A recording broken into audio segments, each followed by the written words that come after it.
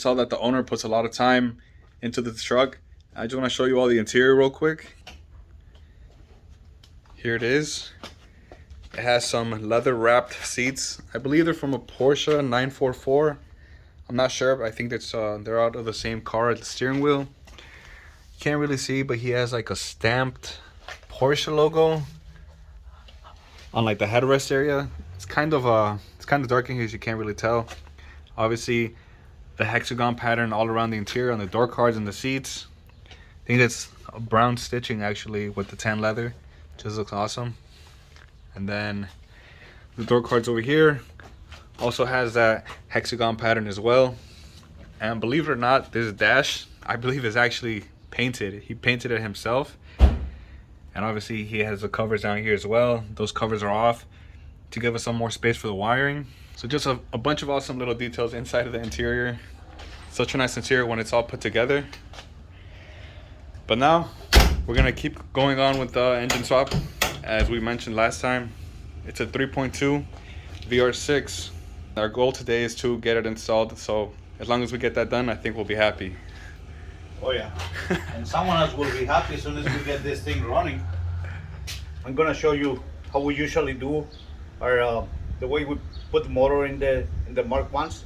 We're gonna sit that motor on this, and then we're just gonna raise the truck up a bit more, and we're gonna slide the motor underneath, put the truck down a bit, and then pull the motor up. That's usually how it goes. It's pretty easy, straightforward.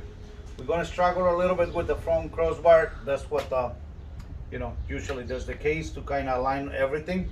But I'm gonna show you so you guys can see how we do it Without a lift. without I do this without a lift or any other special equipment. That's what we use, and pretty much it worked out good for us. Yeah, it always works out. We've been doing it for years. So.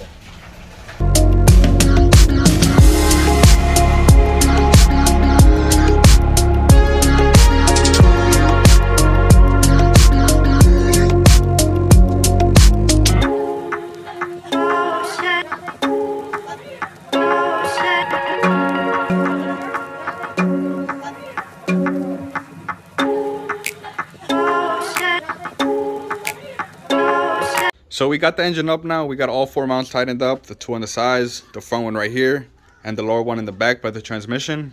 It was a bit of a struggle, but that's how it is with any Mark 1 VR6 swap because of how things are so tight in here, especially with the 24 valves, because they have this accessory bracket that pushes out the alternator way too much, makes things a bit more difficult. But now that the engine is up, we can move on to other things.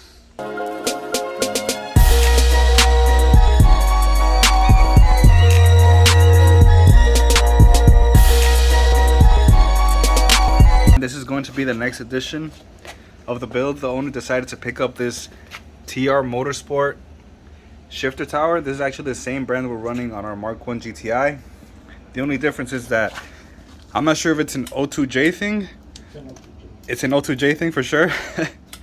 This actually has the lock up here for the reverse instead of it being on the side. So all you have to do is pull this up and you can engage the reverse gear instead of having to push over the lock on the other side. I like this a lot more. It's a lot more convenient. But everything else is basically the same. Only thing is that this is black. And of course here are the shifter cables as well. We just wanted to get this done before anything else because right now the engine bay is completely open. Everything's gonna be easy to access. It's gonna be super easy to adjust the gears.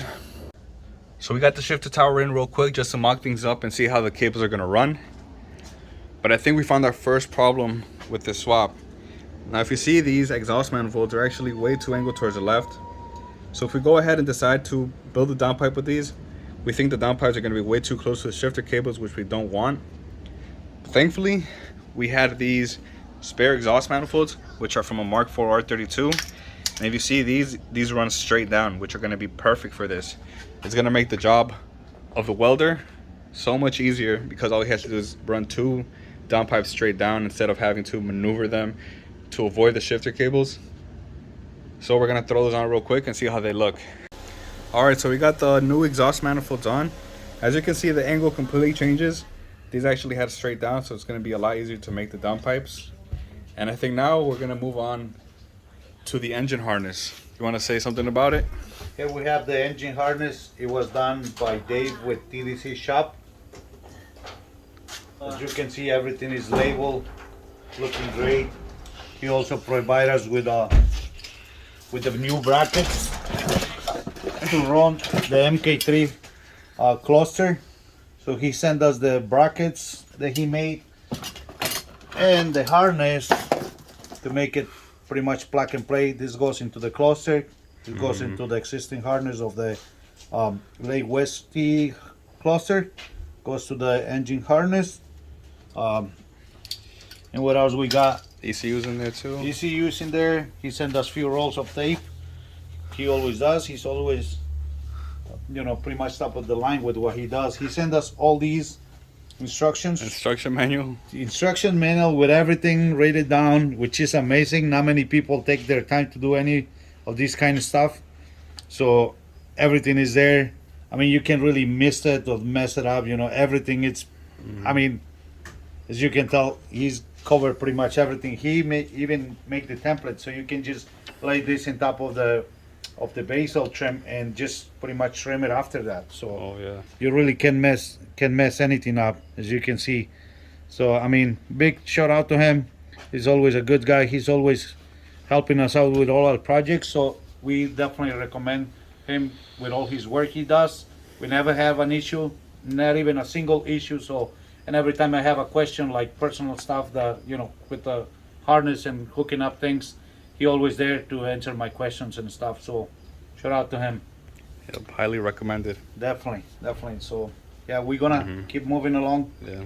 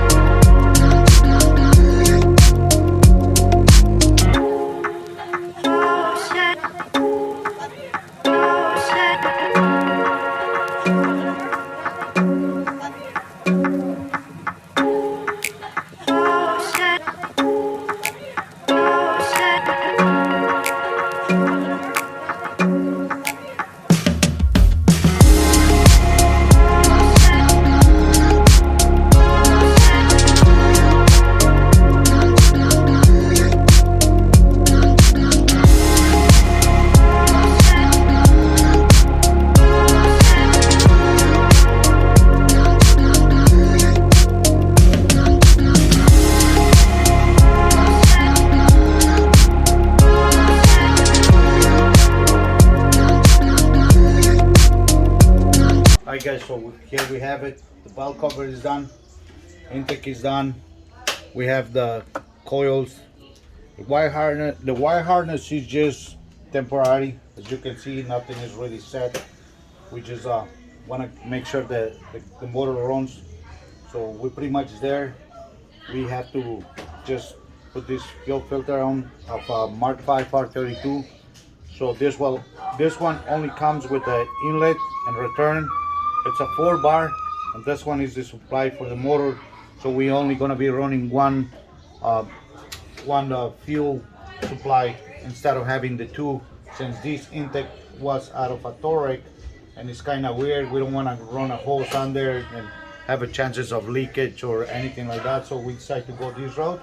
With the fuel system taken care of now, we could probably try to crank the motor and start up the 3.2 for the first time. But unfortunately, it's getting really late. It's about 10 p.m. now. And we don't want the neighbors to hate us anymore, since this thing has no exhaust at all. It's just going to be the two test tubes heading down, and that's it. So it's going to be crazy loud. So I think we're going to have to wait until tomorrow, until the next episode, unfortunately, for the first startup. Even after we get the first startup on this thing, we still have a bunch of things to do. The owner wants us to do so many more things. So once this thing leaves the garage, it's going to be a completely different car. But I think that's going to be the end of this episode, guys. I hope you all enjoying this build as much as we are. As always, thanks for watching. Peace.